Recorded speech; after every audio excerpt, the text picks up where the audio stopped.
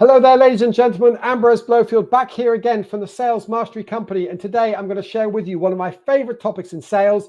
And it's particularly focused around a high energy personality profile. One that I have to say, hand on heart, to confess, if it wasn't too obvious enough, is a peacock personality. Now, technically, let's just share the screen here. How to sell to peacocks. I'm not suggesting that they're my favorite people. All I can simply say is 3/4 of my best friends throughout my life, despite living in over half a dozen countries in my life, over half of my best friends, probably 3/4 of them, are this personality profile because they are high energy and they are passionate and they're engaging. And I'm really sorry to say, if you're a salesperson or a sales manager leading a team out there, they are frustrating to sell to. Fun, yes. Upbeat, yes.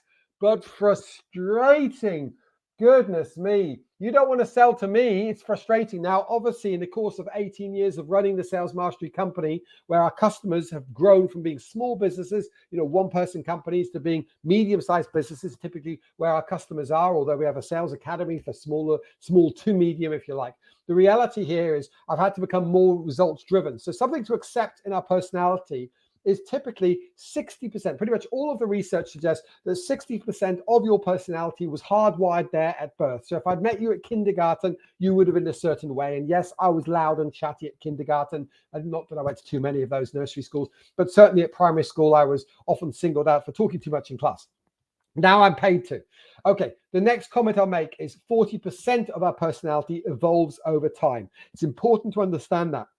The culture you're raised in, the family you're raised in, the schools or universities you go to, the industry you go into, the role you do. When you get married, things can change. When you have children, things can change. So just to be clear, 60% of your personality is there at birth, 40% evolves over time. So the dominant part of my personality has evolved significantly. And typically, when I do an extended disc profile, typically I'm almost 50-50 between those two. And these days, slightly more dominant because my customers want short, sharp results. So on that note, I'm going to move on. So when I talk about peacock personalities in the disc profiling tool, we use extended disc, which is world-class, profiled over 2 million people out of Finland. We paid for those profiles to be done for our clients because it's really, really worthwhile. One other word of warning, if I could stress, if you're doing a free Facebook, answer these 12 questions and it'll tell you personality and pick your mate for life based on it.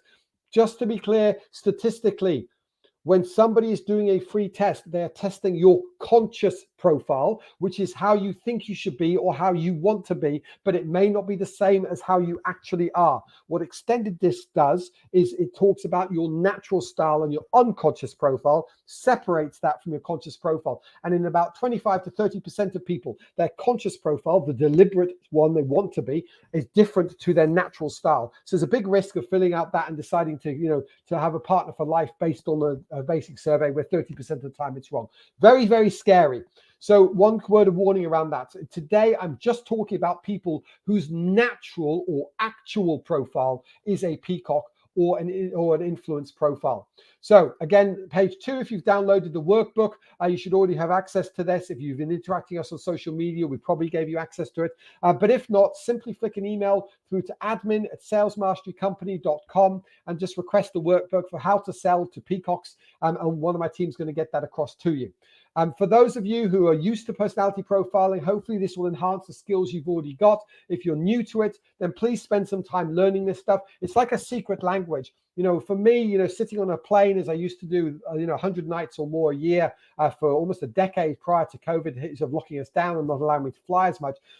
For me, it was fun, sit in airport lounge or sit next to someone on a flight. It doesn't take too long to pick their profile. And once you do that, you start to realize what they're probably going to be interested in and the words and language to use. Now, I'm a little bit obsessed with this stuff, and I think people are entertainment, and I think people are fascinating, and they're always to be respected. And I'd love to spend time, but it is like a secret language. You can meet someone, chat for half an hour and go, it feels like I've known you all my life. And how is it that you knew that? Well, actually, here's one of the secrets. As a basic level of profiling somebody, you should very quickly, when you meet them on the phone or you meet them face to face, be able to discover whether they're an extrovert, meaning they're very expressive with their body language and their eye contact, and they're very deliberate about what they say and how they say it, versus the shyer people there who are introverted.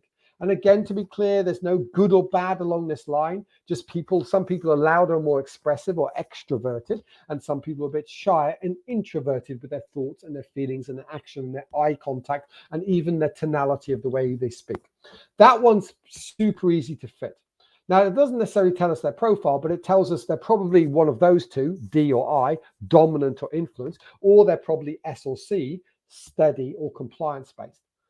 And then you've got the other axis. Now, the other axis, you're going to have to really listen to your customer or really listen to the person next to you on the plane, is to understand with the language that they're using, are they mostly focused around people, which is at the bottom end of the vertical line? So they're talking about themselves, their friends, their family, their colleagues, and they're using the names of those people. Or are they talking about the business, the project, the profitability, the margins, the numbers, the boxes, the pallets, inanimate objects without a beating heart? Those people tend to be task or things oriented, and people who talk about people are obviously people oriented.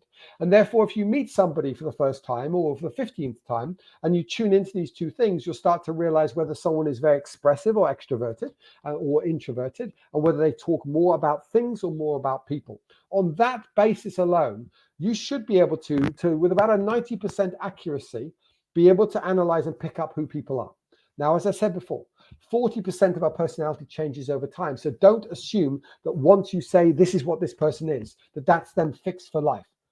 Please assume that once you've read them, you've got the first inclination of them, but you're not really sure where to from there. And you need to do a bit more work to actually go deeper to really pick up on this. Most of my customers are small to medium businesses around the world, as I mentioned, and they want long-term relationships with their customers, 5, 10, 15, 20-year relationships. So you get plenty of time to practice on the customers. But first up, it should be easy to spot them. These people, influencers types, or peacock types. These guys sometimes referred to as monkeys, but in the sort of people do bird analogies, peacocks or monkeys if they're doing animals. These people are warm, they're bubbly, they're friendly, they're high energy, and they're a little bit all over the place, which is the frustration. So what motivates them? Being around positive people. So even if you're an introvert and you're selling to an extroverted person who's an I, they care about this stuff. You've got to be upbeat. You've got to have enthusiasm. These people will not buy from a boring sales rep. If you've ever heard the sales expression of people buy from people like themselves, that most applies to peacock types. I'm not saying it doesn't apply to the others, but it's not as guaranteed with the others. It's very important around that. Really appreciate that. Great to see you, Steve. Okay, next up. You've got to be making sure you're developing lots of ideas. So these guys are very future focused. They want weird and wonderful ideas, new suggestions. They want things to be dynamic. These guys are early technology adopters. They're early idea evolvers. They're early innovators. These guys love this sort of stuff. They want to have new, fresh ideas. You don't turn up and say, well, the good news is we've been selling this particular product for 20 years and it's really proven. They don't want proven. They want mad and crazy and stretching. These guys love to live at the end of their comfort zones, which makes them infuriating as customers sometimes and exciting to take your new product innovations to first. You want to hone your skills on launching a new product to market? Start with these guys. They'll be very forgiving if you get it wrong as well. Number 3.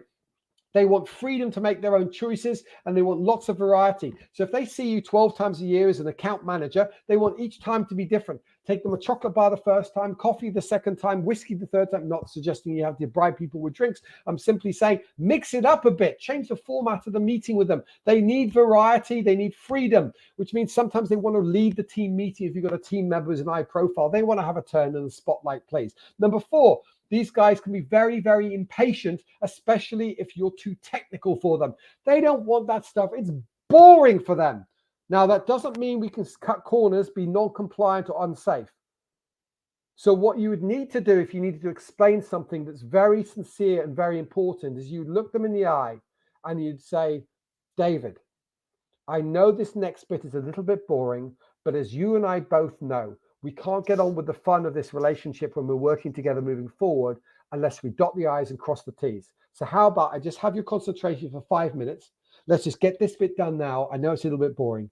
And then we can get back to the fun about where to from here and how we'll have an end of year performance together or whatever it's going to be. So again, you still have to take control. You got to think of these people as if they're a naughty little kid who's a bit disruptive in class as I was. Okay.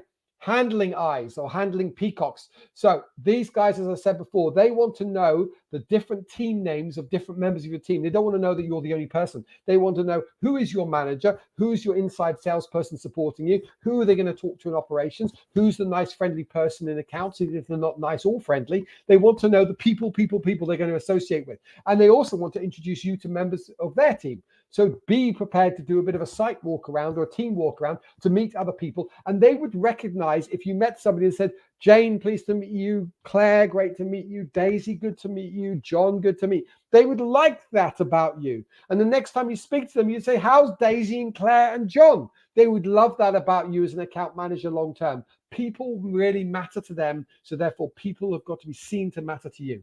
Next one on the list. They will share stores openly. Here's some of the frustrations, people. You say to them, how was your weekend? And they go off for half an hour talking about the weekend and how it reminded them of a weekend they had, rowing a boat on a babbling brook with their grandfather, and what a wonderful story he told. You're going to have to use closed questions sometimes. So typically when we're selling to people, we've got to open them up with what we teach in persuasive selling, which is general leads, which is the technical term or the correct term, in my opinion, for open-ended questions. I think a lot of people get mistaught open and closed questions. I think it should be basic, but most people get mistaught it. But they need to be able to close people down as well. So it's important for me that with these guys, when they're rambling too much, you've really got a statement of purpose at the start, which is what we teach in persuasive selling as well. We get control of the conversation, you agree the topic of conversation, you agree the time for the meeting, and you steer the conversation back and shut them down if they don't waffle. Telling them to shut up is never going to work, but there are skills you can learn to do that.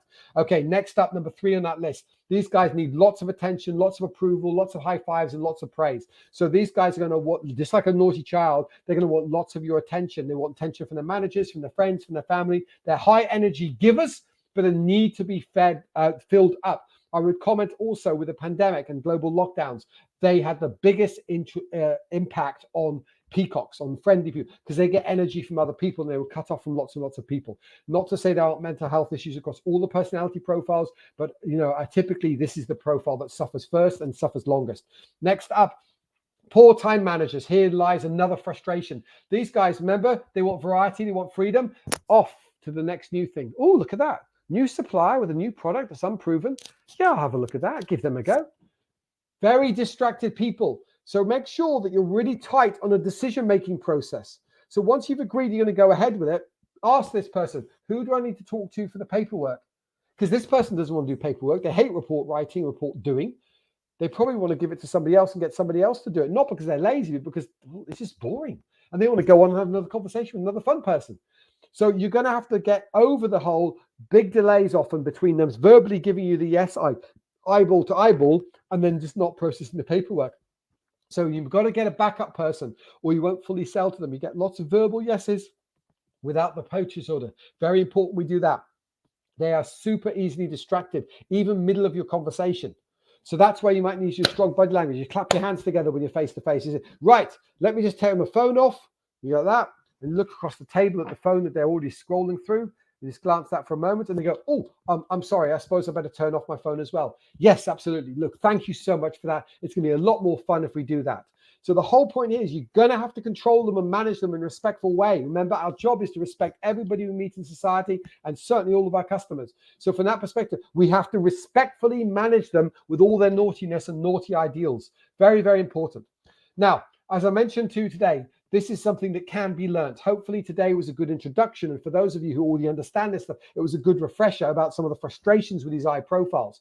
I'd love to hear from you on LinkedIn or another social media channel that we operate on. If you do have any further questions or examples you want to share, if you want to formally learn how to deal with this, we've either got a 2-day in-house program or a 1-day online for the persuasive selling process. That is essentially my adaptation of what I learned over 20 years ago at Procter & Gamble. It is absolutely a world-class way of running sales meetings and one that I love delivering it just shortly off to Argentina to deliver it to people who are selling right across Latin America. Never delivered it partly in Spanish before, but that's going to be a whole lot more fun and certainly going to stretch me. It's the topic I'm writing a book about. If there's ever one topic salespeople have got to master, it's how to master a meeting. And that for us, that's persuasive selling. At the same time, if you don't know what your profile is or the profile of your team members and you want to pay to get it done, because you attended this session, we've got a discounted link in the workbook. It's there on the screen right now, so you can get a discount on getting your extended disc profile done. If you do the sales profile, so if they tick the box on a sales profile, they'll even come with a free video teaching them how it affects the way they sell as well. So we typically don't charge people if they want to tick 2 boxes for different personality profiles. And if one of those is sales, then you'll typically get a video from myself explaining one of 10 different personalities, which is more in depth than the basic 4 of D, I, S, and C. And then finally, if you do want to accelerate your business moving forwards, it says it on that page and it says on this page as well. We will do run a sales academy for that small to medium-sized business where we get small groups together and we coach them on the 4 different areas of sales growth moving forward. It's only $1,500 US a month, adds massive value, it even comes with a massive guarantee as well that will stick with you until you do get the gains that we promise. And likewise, people do work with me one-on-one, of course. I do have limited time on that and try to make sure I don't burn myself out on that, but we definitely have that as well as online learning. So if you do want to have a free strategy session with me, book in for a free scale-up call. Let's have a chat. Let's understand where your business is. We really want to help you move your business forward. So at the end of the day, people are wonderfully and beautifully made. 60% of their personality is there at birth. 40% evolves steadily over time with big life or career changes, different belief system changes over time. But at the end of the day, humans are fun. Of that, peacocks are even more fun, deeply frustrating if you don't know how to manage them. So hopefully this has been a way to add value. My name's Ambrose Blowfield. We're the Sales Mastery Company, and we want to imply that you need to take this knowledge and, more importantly, be sure to take action. Take care and bye for now.